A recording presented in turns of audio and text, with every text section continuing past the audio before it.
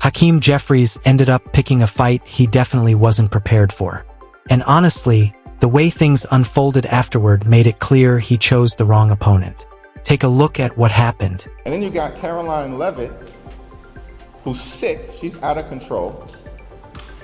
And I'm not sure whether she's just demented, ignorant, a stone-cold liar, or all of the above. Ever since the shutdown kicked off, Washington has been drowning in its usual storm of chaos.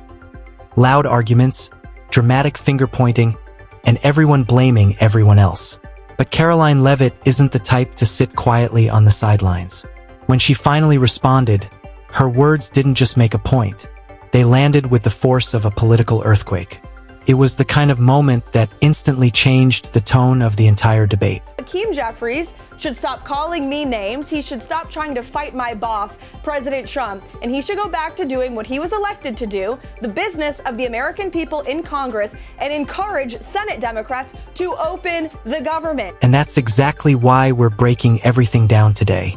No sugarcoating, no party-driven spin, just straightforward logic and real talk.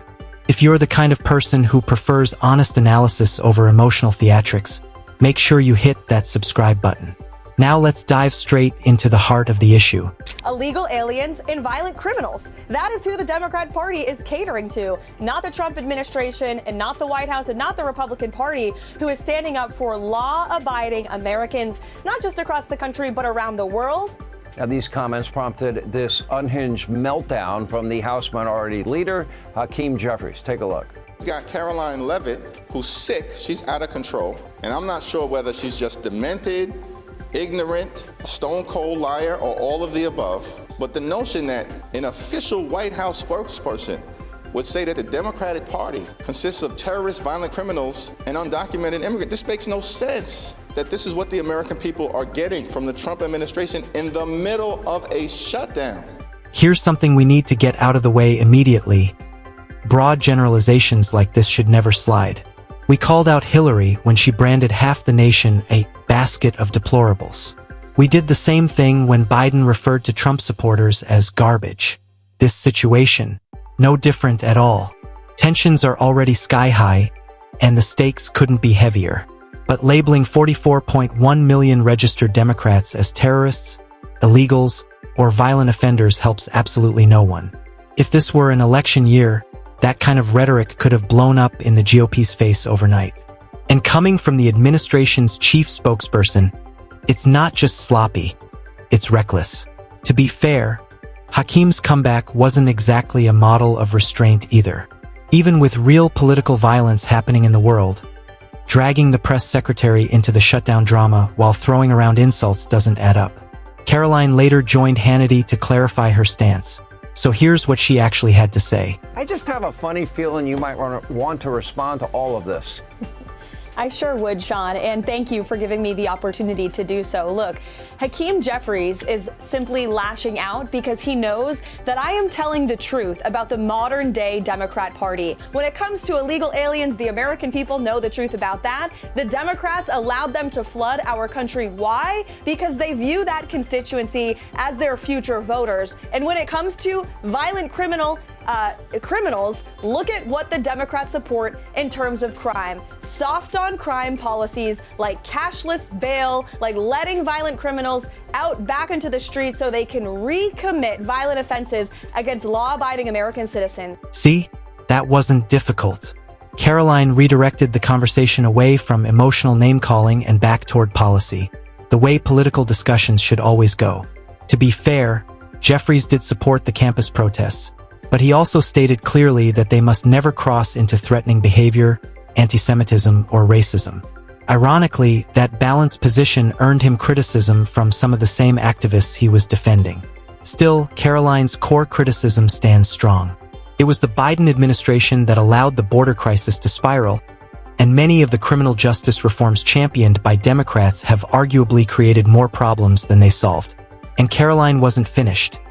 She delivered one more pointed message to Jeffries about what he should be focusing on instead of tossing names around. And that's why they're holding this country hostage right now from law-abiding, tax-paying American citizens who want the government to be open. So Hakeem Jeffries should stop calling me names. He should stop trying to fight my boss, President Trump, and he should go back to doing what he was elected to do, the business of the American people in Congress, and encourage Senate Democrats to open the government. And I see Hakeem Jeffries saying House Republicans are out. They're not even here. Yeah, because they did their jobs and they passed a clean continuing resolution at the behest of President Trump to keep the government open. And now Senate Democrats and Chuck Schumer are blocking that to fight Donald Trump. And it's despicable. Leavitt didn't let the border issue fade. She emphasized that responsible budgeting can't happen while border security is being ignored. But the conversation didn't end there. It quickly pivoted to another major flashpoint, the massive price tag behind the Democrats' spending proposal. That's where the now famous $1.5 trillion figure came into play. Okay, I want to set the record straight here because he lied in what he's saying, and Democrats have been lying about this as well. And I watched you one day at the podium, and you laid out the facts. They are demanding $1.5 trillion in new spending to keep the government open for 7 weeks. Wow, that's a lot of money. Included in that money, $200 billion, health care for illegals, the continuation of COVID subsidies for people well above the poverty level that was meant to be temporary in the first place. They want to fund NPR, PBS, all these DEI. Time to set the record straight. Yes, if the clean CR passes, the government gets roughly 7 more weeks of funding. But that $1.5 trillion number Hannity mentioned, that's tied directly to the Democrats' long-term ask. It represents the estimated cost added to the national debt over the next decade. That enormous sum comes from 2 major sources: reversing the Medicaid reforms included in Trump's big, beautiful bill, and extending the boosted Obamacare subsidies Biden once promised were temporary. But here's where Karoline hits the nail on the head. The House already passed its spending bill. What's holding everything up is the Senate, thanks to the filibuster. Democrats are using it as leverage, trying to attach unrelated agenda items to the deal. A move Karoline called out immediately, and then expanded on with this. Their continuing resolution that they proposed to keep the government open included a poison pill that would have undone what President Trump's One Big Beautiful Bill did, which is to restrict illegal aliens from receiving Medicaid benefits. President Trump fixed that in the One Big Beautiful Bill, and Democrats want to take it away because they want these taxpayer-funded benefits to continue to go to illegal aliens in our country. This has been done for the past 4 years under the Biden administration, and the American people roundly rejected it. And you hear AOC, who is apparently the new leader of the Democrat Party in that CNN town hall, say to a concerned American when that American asked, "Do you want my taxpayer-funded benefits going to illegals?" She said, "That's a Republican talking point. Those aren't the real issues Americans are facing." That is a lie. As we said at the beginning of this video, blame shifting in Washington is practically a full-time sport. And while Karoline made some strong arguments, the bigger picture is hard to ignore. Both parties are refusing to give an inch. The government is still shut down, and the countdown is getting dangerously close. In just days, SNAP benefits for November won't go out, and experts are already calling that outcome a man-made disaster. Translation: millions of Americans could face serious disruption in their daily lives.